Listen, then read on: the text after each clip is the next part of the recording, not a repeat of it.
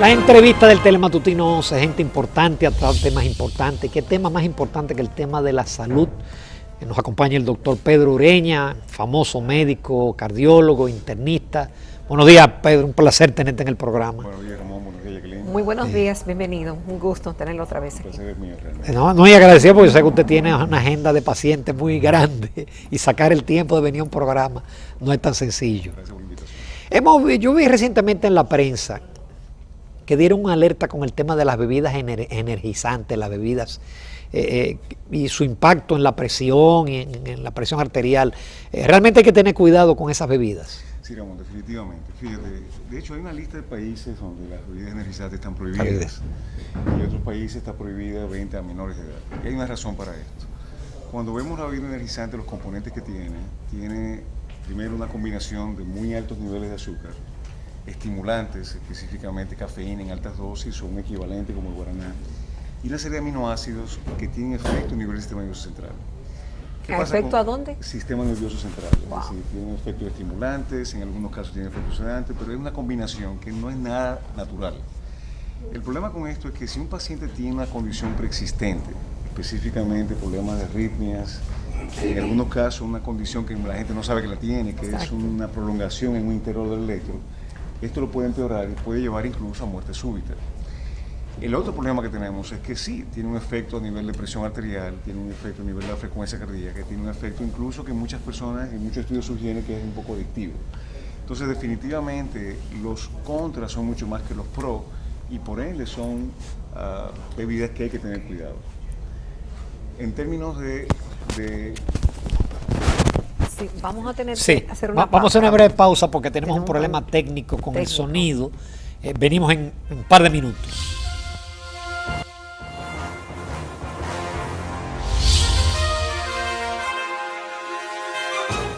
Bien, ya resolvimos el problema. Estábamos en el tema de las bebidas energizantes y su posible impacto en la presión arterial y en una serie de cuestiones, doctor. Sí, entonces decíamos que realmente son bebidas que tienen un riesgo, sobre todo si el paciente tiene una condición preexistente que muchas veces desconoce. Hemos visto casos de jóvenes que han tenido muerte súbita, muerte repentina, como consecuencia de bebidas energizantes. De hecho, hubo un caso muy interesante en Kuwait, por ejemplo, se prohibió esta bebida después que un par de muchachos jugando squash en una competencia murieron y era que habían tenido una dosis muy alta y ambos tenían una condición cardíaca que desconocían.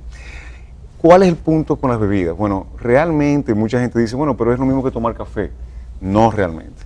Las bebidas energizantes, por ejemplo, una lata de cualquiera de estas populares equivale a 4 tazas de café grande, Ay, Dios mío. pero tiene otros elementos que también producen estimulación. Y de hecho hubo un estudio muy interesante donde compararon café versus bebidas energizantes y el efecto de aumento de presión arterial, efecto en aumento de la frecuencia cardíaca, fue mucho mayor en una latica de bebida energizante que las 4 tazas de café. Es decir, que realmente sí hay un riesgo con ellas, no debemos recomendarla y mucho menos para hacer actividad física, que es como mucha gente la utiliza, porque estamos potencializando posibles problemas y definitivamente no son seguras. Y lo mismo aplica para algunos energizantes o estimulantes que se usan en los gimnasios, previo a hacer ejercicio, para que tener más energía.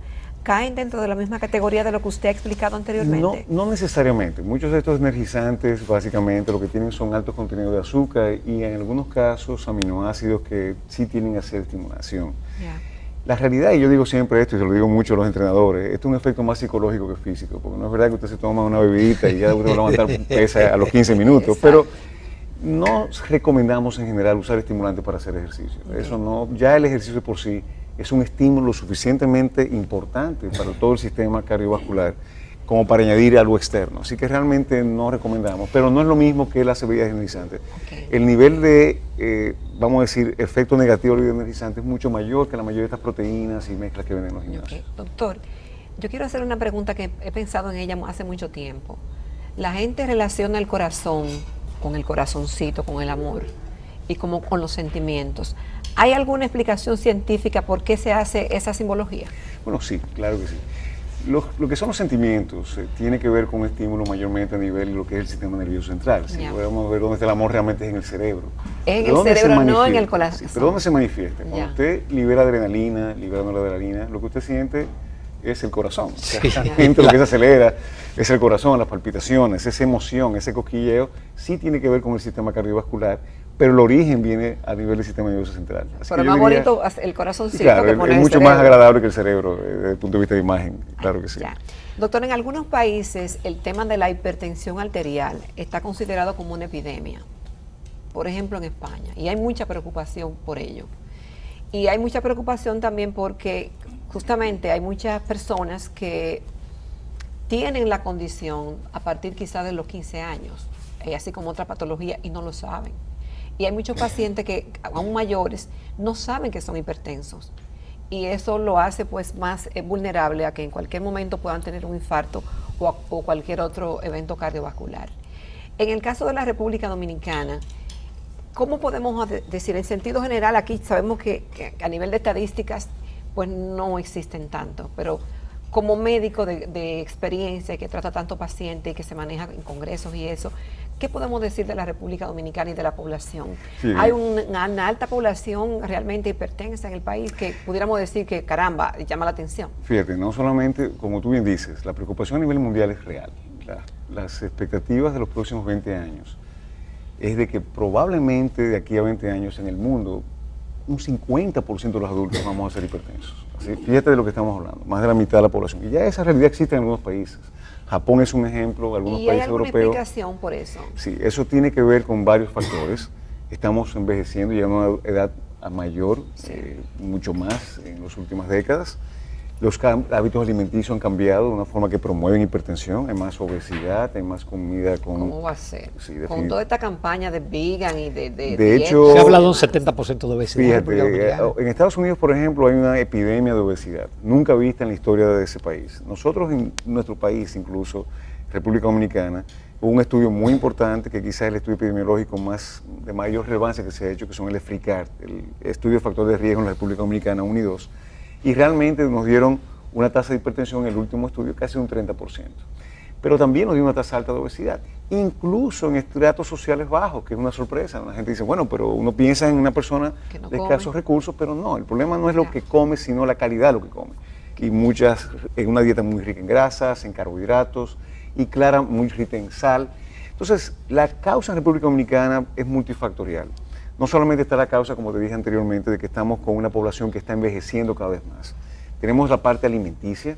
Hay buenos estudios diciendo que una alta ingesta de sal, cuando empieza sobre todo de edad muy temprana, predispone a hipertensión. Está la parte hereditaria, donde realmente la herencia juega un rol importante. Y tenemos la parte ambiental, el estrés. No hay duda de que el estrés tiene un impacto también en la presión arterial. Así que tenemos, como yo digo, la tormenta perfecta, una combinación de factores que llevan a que se desarrolle esta enfermedad y de la cual tenemos que estar muy pendientes porque, como tú bien dices, es una enfermedad que no da síntomas. El hipertenso no sabe. Pero no de que da dolor de cabeza. Mira, eso es un mito realmente. Es un mito que es bueno que lo tenga porque eso hace que la gente se chequee la presión. Sí. Y tú, yo digo, yo no, pero es un mito. No hay tal relación entre dolor de cabeza e hipertensión. Lo que ocurre es que en el paciente hipertenso, cualquier dolor va a hacer que suba más la presión. Entonces, si me duele la cabeza por la tensión que tuve en el trabajo, porque no dormí bien o lo que sea, cuando voy a chequearme la presión va a estar alta y yo relaciono esas dos cosas. Pero no. Así que el dolor sube la presión. El dolor sube la presión. Cualquier dolor. O sea, yo tengo un dolor en una pierna, eso va a hacer que me suba la frecuencia cardíaca, va a hacer que me suba la presión arterial y por ende se va a manifestar más en una persona que de base tiene hipertensión. Pero hay también que tener cuidado con eso. Porque precisamente como el dolor sube la presión o una situación momentánea puede subir la presión, eso no necesariamente quiere decir que el paciente es hipertenso. Y a veces tenemos malos diagnósticos hechos en una situación particular. Por eso, antes de hacer un diagnóstico de hipertensión, hay que hacer un monitoreo de esa presión en varias tomas, en varios días, en diferentes escenarios, para ya clasificar al paciente como hipertenso. Así que tenemos dos problemas. Uno es, lamentablemente, un subdiagnóstico, pero en algunos casos tenemos sobrediagnóstico. Yo tengo pacientes perdón, doctor, una persona que de repente le tomaron la presión y la tiene alta, ¿no significa necesariamente que es hipertenso? No necesariamente. No necesariamente. Primero vamos a ver qué nivel estamos hablando. Un paciente que, por ejemplo, va al consultorio y tiene una presión de 150, 85, 150, 90 en el consultorio, probablemente ha estado esperando en la sala de espera por un buen rato, está un poco tenso, le tomamos la presión. No, probablemente tiene un efecto de bata blanca y eso está bien descrito. ¿Qué tenemos que hacer en ese paciente? Monitorear la presión en otro ambiente, en su casa. Muchas veces ponemos un monitor de presión, aunque el monitor de presión a veces causa también un poquito de presión. Sí. Entonces yo muchas veces recomendamos Porque él viene el sonido cuando uno siente el Exacto. sonido. Que se la chequee en diferentes horarios durante un par de semanas y luego regresamos a evaluar. Hay que tener mucho cuidado con eso porque, insisto, también darle una pastilla a un paciente por un momento es condenarlo ya con un diagnóstico de por vida, porque recordemos que la hipertensión no se cura, se controla. Por tanto, si yo le digo que usted es hipertenso, ya es un diagnóstico que usted va a cargar de por vida y hay que tener mucho cuidado antes de hacerlo. Doctor, entre tantos medicamentos que existen para la hipertensión, ¿cómo el médico sabe cuál medicamento le toca a cada paciente? Una pregunta muy importante esa, fíjate. Anteriormente se estableció una especie de, las guías viejas, a todo el mundo había que tratarlo con una combinación que era el primer escalón y después pasamos a un segundo escalón. Ya hoy día no, individualizamos el paciente. No es lo mismo un paciente joven hipertenso que un paciente de edad avanzada. No es lo mismo un paciente diabético, no es lo mismo un paciente que tiene colesterol alto. Tenemos que ver cuáles son los efectos secundarios de ese medicamento y entonces, dependiendo del perfil del paciente, individualizarlo. Tomamos muy en cuenta si el paciente tiene ya cierto tipo de daño renal, si tiene daño ya en el corazón, si tiene ya engrosamiento de las paredes, si tiene placa de grasa. Es decir, hay que ser muy cuidadoso en la elección del medicamento porque, insisto, podríamos hacer más mal que bien si no tratamos al paciente con el medicamento adecuado. Así que esa decisión es muy importante, al igual que las combinaciones que tenemos. Gracias a Dios tenemos un armamentario bastante amplio de medicinas y eso nos permite trabajar mejor. Okay.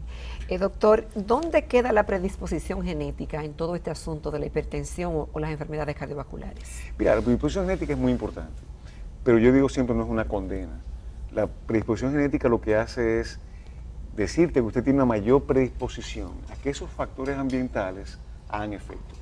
En el caso de la hipertensión en particular, se habla de un 20% de influencia, 20-30% de influencia si mi papá es hipertenso, mi mamá es hipertensa. ¿Qué quiere decir? Que el 80-70% va a depender de mi peso, de mis hábitos de ejercicio, de mi consumo de sal, de cómo yo hago un estilo de vida que prolongue o lleve lo más lejos posible el desarrollo de esa condición. Así que definitivamente la genética es muy importante, pero no es el único factor. Los factores ambientales siguen siendo más importantes todavía a la hora de desarrollar una condición. Hay personas que pueden llegar a una edad ya avanzada y no ser hipertensos. Totalmente.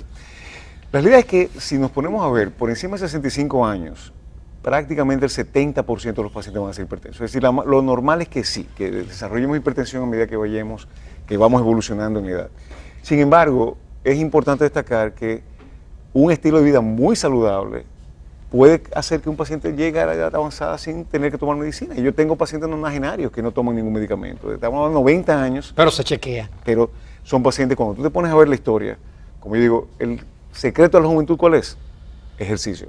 Son pacientes que siempre han tenido una vida activa físicamente. Y yo creo que si hay una cosa que yo puedo identificar en los pacientes ancianos que lleguen en buenas condiciones, es que han sido pacientes activos físicamente toda su vida. Es impresionante el impacto que el ejercicio tiene en términos de preservar la salud, no solamente cardiovascular, mental, musculoesquelética. Es demasiado importante ese impacto. Vamos a una breve pausa, doctor Pedro Ureña. Interesantísima esta conversación. Tenemos todavía muchísimas preguntas. Volvemos en unos minutos con el doctor Pedro Ureña.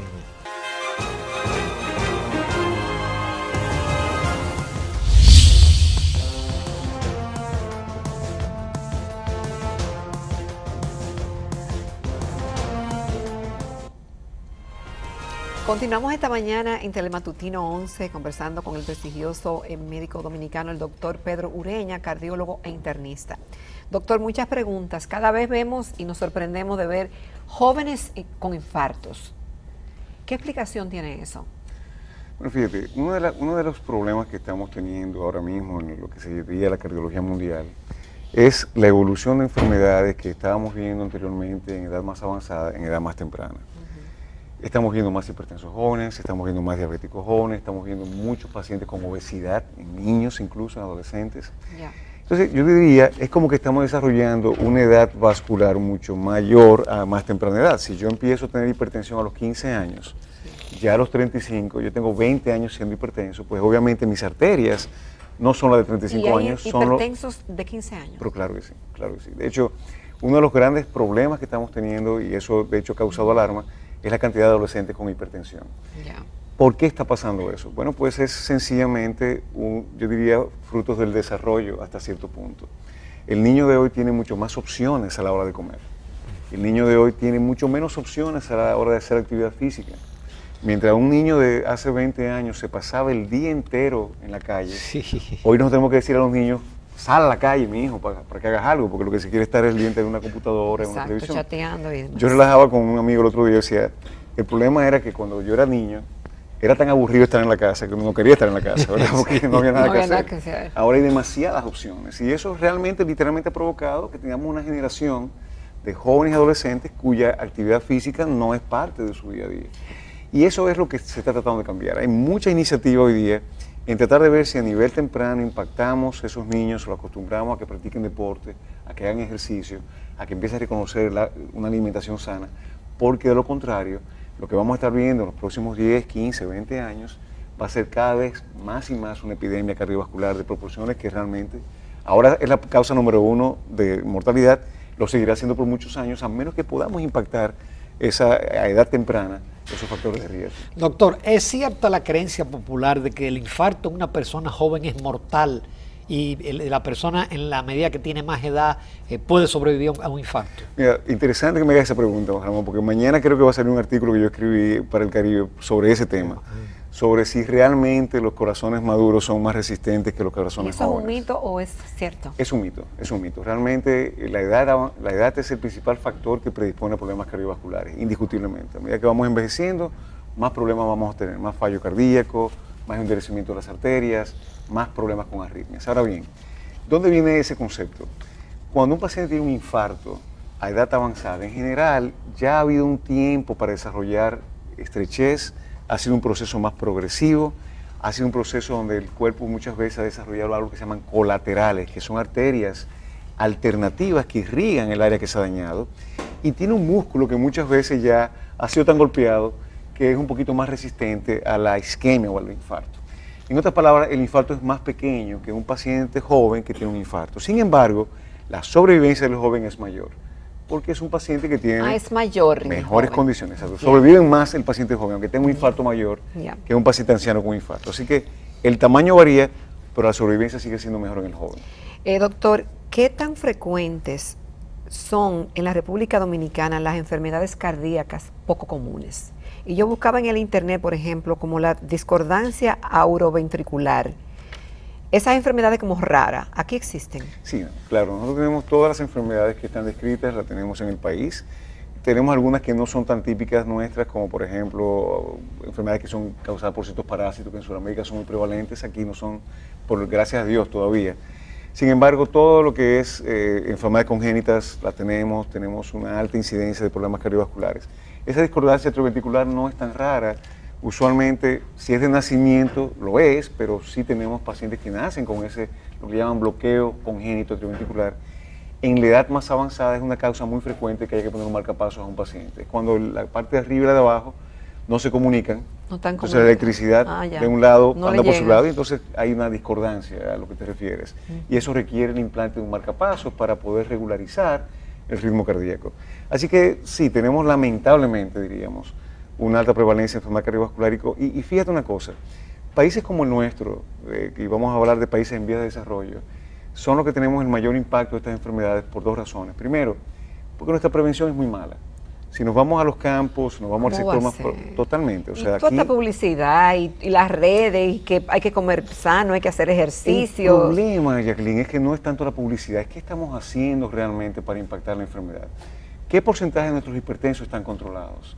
¿Cuántos pacientes en nuestros barrios, en nuestros campos, realmente tienen un buen control de la presión arterial?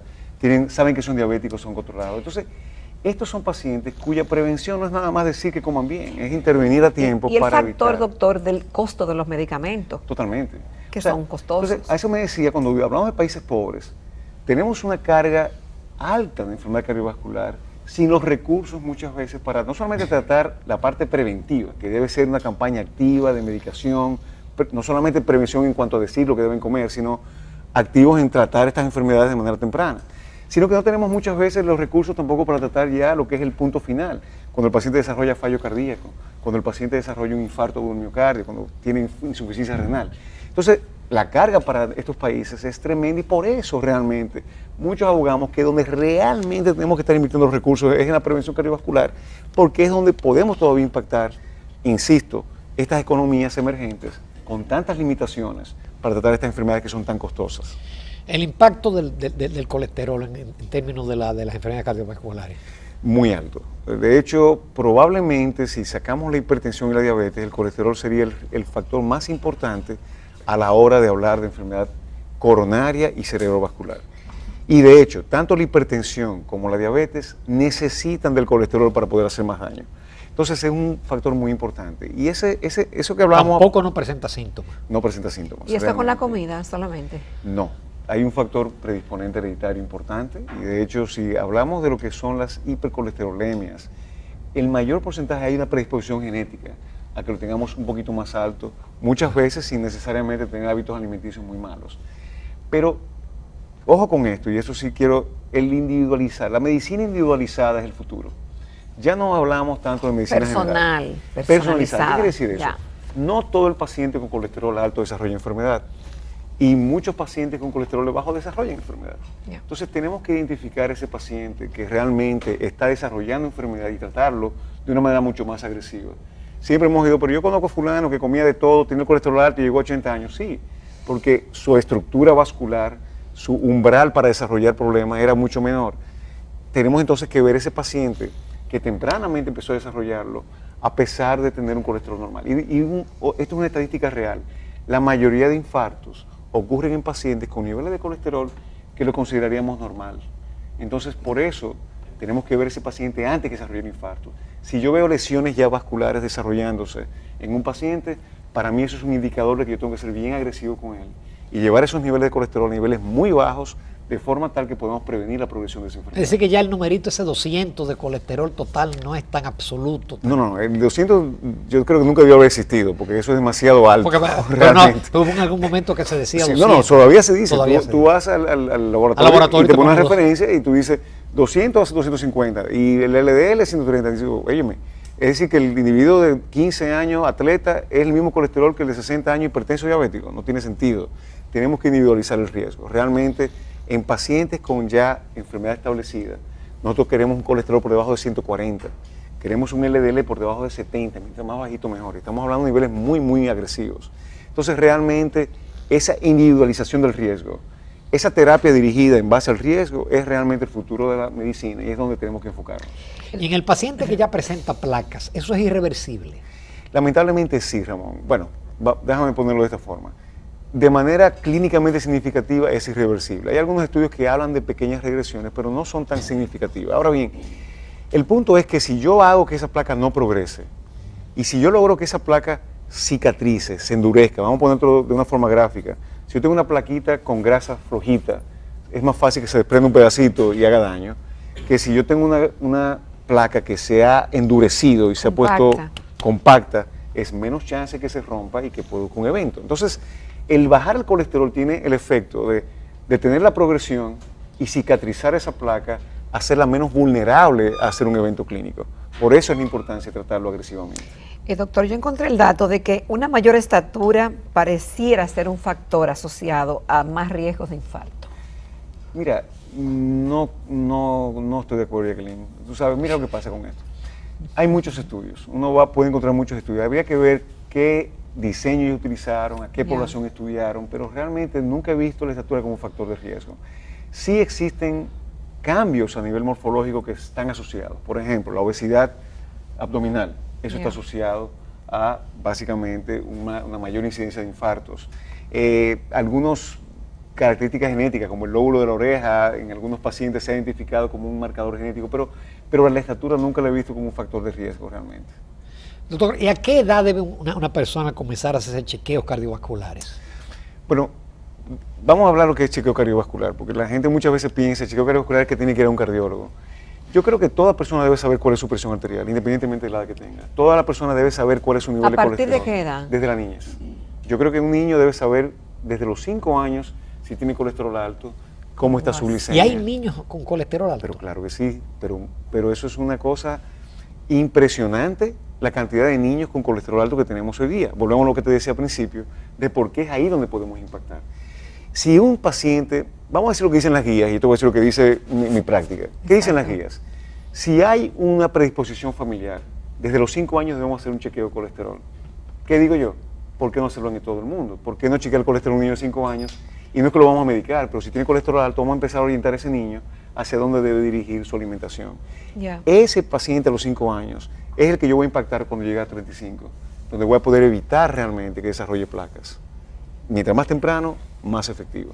Doctor, qué pena no tener más tiempo ya. Pero, Me quedaba una qué cosa, interesante. ¿Cuánto hemos aprendido en el día de hoy? Muchísimas gracias al doctor Pedro Ureña por ceder su tiempo. Gracias a ustedes por la invitación. Al público del Telematutino 11. Muchas gracias. Y recuerde que esta entrevista en unos minutos está en nuestro canal de YouTube, es Telematutino 11 RN, y también en la página web del periódico eldia.com.do. A lo largo de toda la semana va a estar esa entrevista. Así es que nos vemos en la recta final.